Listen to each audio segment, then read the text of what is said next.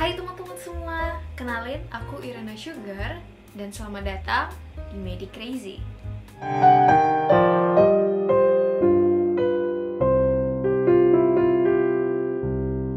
Medi Crazy adalah sebuah segmen spesial di channel YouTube ini di mana aku menceritakan cerita-cerita yang tragis seputar dunia medis serta berusaha untuk menjelaskan beberapa teori yang mungkin terkait. Di episode kali ini kita akan membahas kematian seorang pemain biola dari Paraguay yang cukup misterius. In this week's Medi Crazy, we're gonna cover the case of the mysterious death of a Paraguayan violinist, Ana Lucrecia Taglioretti. Aku udah coba menggali beberapa informasi terkait kasus ini, tapi agak susah karena dua hal. Yang pertama, karena kasus ini tuh terjadinya persis sebelum berita COVID-19 tuh mulai rame. Jadi mulai ke wipe out gitu, kalah sama berita COVID. Dan yang kedua, kebanyakan dari artikel yang membahas tentang kasus ini itu dalam bahasa Spanyol. Penasaran? Langsung kita bahas. Sebelum kita mulai cerita hari ini, thanks to itscamellia.id for the scrunchies yang unik karena setiap motif bunga punya cerita di baliknya. Yuk cek Instagram mereka untuk cari tahu ceritanya. Hari Natal tahun 1995 di Asunción, Paraguay, Ana Lucrecia Taglioretti lahir ke dunia ini dengan keadaan prematur 3 bulan dan berat badan yang jauh di bawah normal. Dia kemudian diinkubasi selama 3 bulan, lalu dipulangkan, tapi sayangnya dia malah ditinggalin sama orang tuanya. Kasian banget ya, aku penasaran sih sebenarnya kondisi apa yang bisa membuat orang tuanya itu meninggalkan seorang bayi gitu di rumah sakit, ditinggalin gitu aja. Dan aku cari-cari itu nggak ada informasi lanjut tentang orang tua kandungnya ini. Karena itulah akhirnya dia dirawat oleh Palang Merah Paraguay sambil menunggu ada yang mau mengadopsi dia. Jadi kayak Palang Merah Indonesia tapi di Paraguay. Jadi Palang Merah Paraguay. Ya, Palang Merah ada di mana-mana guys, by the way. Akhirnya Taglioretti pun diadopsi, tapi nggak bertahan lama. Karena apa? Coba tebak. Karena ternyata dia itu buta. Untungnya nih ada yang mau mengadopsi lagi seorang guru musik. Tapi seiring berjalannya waktu, ibu angkatnya ini menemukan bahwa dia juga mengalami hambatan perkembangan psikologis. Jadi agak ada keterbelakangan gitu. Makanya ibunya ini nggak mendaftarkan dia di sekolah seperti biasanya, lebih kayak di homeschooling sesuai dengan kurikulum yang ada di Kementerian Pendidikan di Paraguay.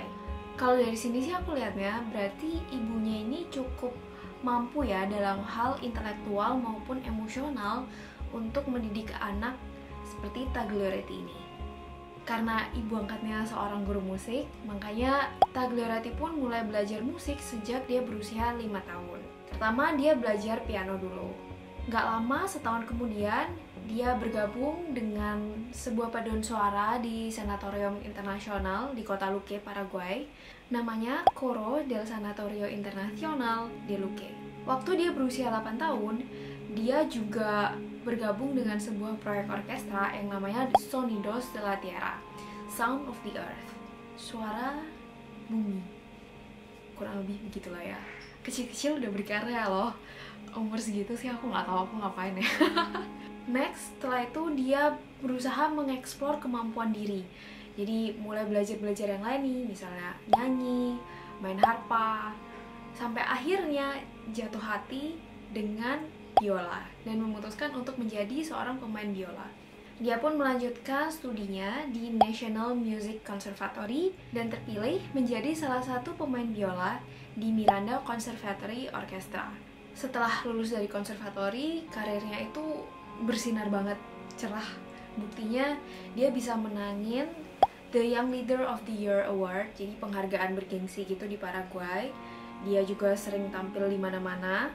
Paling banyak sih di Telethon. Tau nggak Telethon itu apa? Program TV yang biasanya buat galang dana atau donasi. Televised fundraising events. Tau lah ya. Dan dia juga sering perform di panggung-panggung nasional maupun internasional. Dia sih biasanya selalu main dalam grup karena lebih suka main bareng-bareng daripada main solo. Yuk kita tonton dulu beberapa cuplikan performance dari Taglio Reti.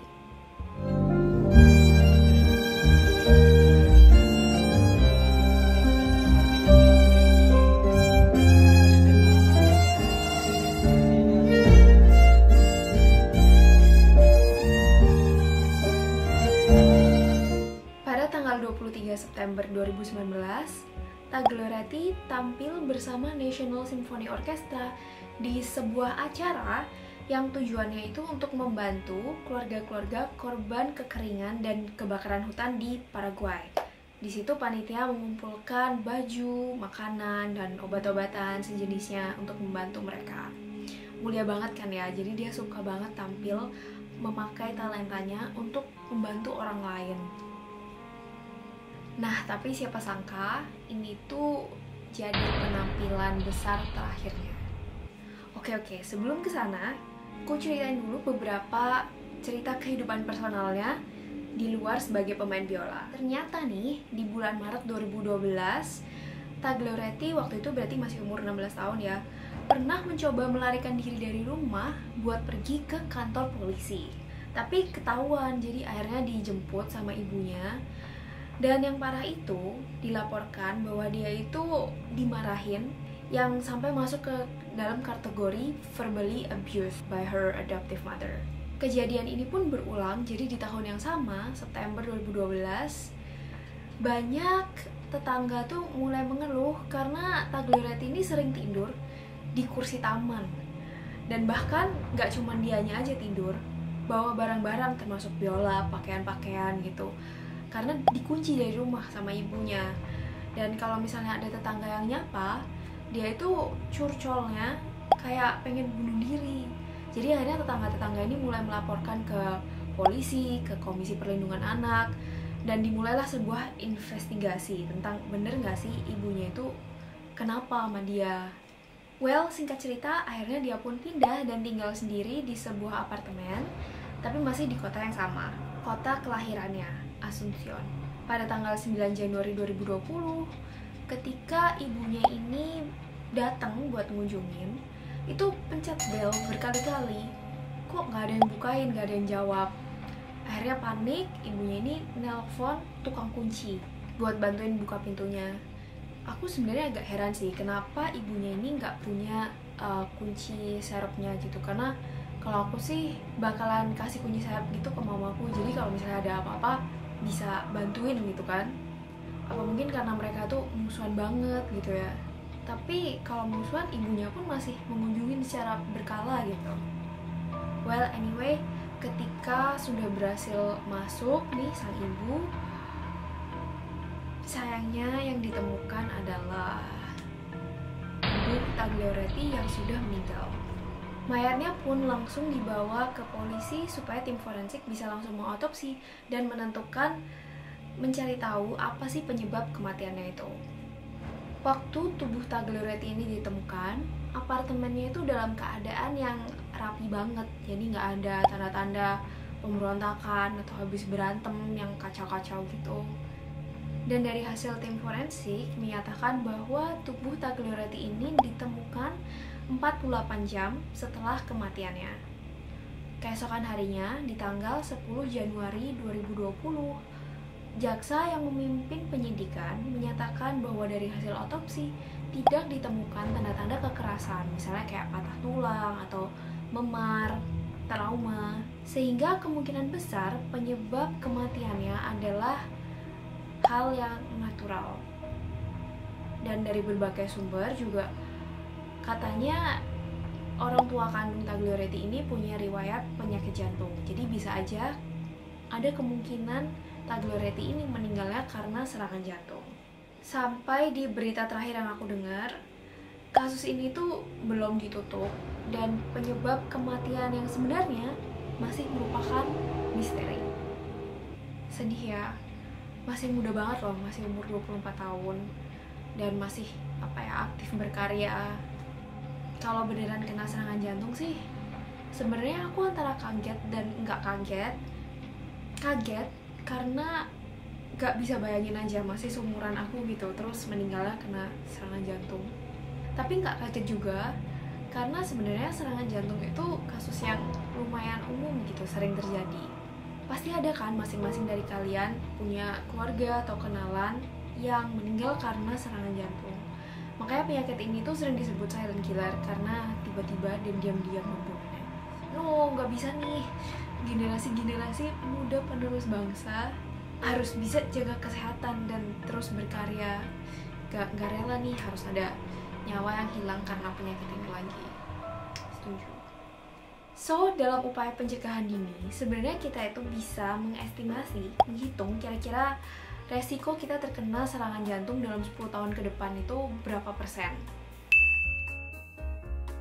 Ada sebuah algoritma yang namanya Framingham Risk Score. Kalkulatornya bisa diakses, ada beberapa situs yang menyediakan kalkulator ini dengan ya dikit-dikit variasi yang agak beda, jadi bisa dicari sesuai kebutuhan. Konsep dari perhitungan ini sebenarnya sederhana, nggak terlalu susah. Jadi ada satu set pertanyaan, ya kayak jawab kuis-kuis gitu loh, kayak misalnya kuis BuzzFeed. Kasih contoh nih, misalnya kalau umurnya masuk di kategori 20-34 tahun, itu berarti skornya -7. So, let's take a look at this table. Ini adalah salah satu tabel yang mengaplikasikan algoritma Framingham Risk Score. Aku pilih contoh tabel ini karena sangat mudah dibaca. Jadi di tabel ini ada 6 faktor penentu. Yang pertama gender, kedua diabetic atau enggak, yang ketiga merokok atau enggak, keempat usia, kelima tekanan darah, dan keenam kolesterol. Yuk kita coba pakai permisalan.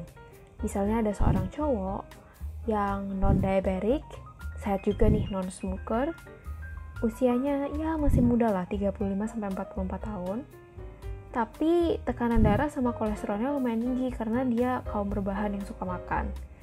So, dari situ kita bisa lihat kemungkinan dia terkena penyakit jantung dalam 10 tahun ke depan adalah 5%. Algoritma Framingham Risk Score ini mengklaim this equation has been tested for its validity and has shown to have good predictive ability. Jadi persamaan ini telah diuji validitasnya dan terbukti mempunyai kemampuan prediksi yang baik.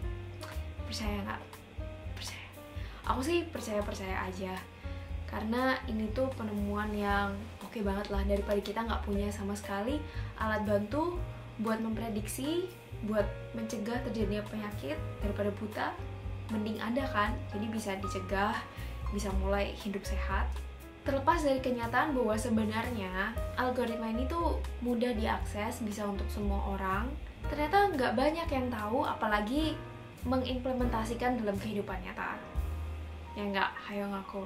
Coba komen deh di bawah, kamu pernah nggak dengar tentang algoritma ini?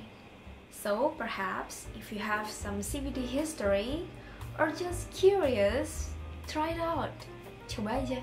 Sekian untuk Medik Crazy kali ini. Semangat teman-teman semuanya, dimanapun berada, apapun yang kalian lakuin, kita harus terus berkarya dan terus berjuang. Like, subscribe, and share to everyone you love kalau kalian belajar hal baru dari video ini. Sampai jumpa di Medik Crazy berikutnya. Bye!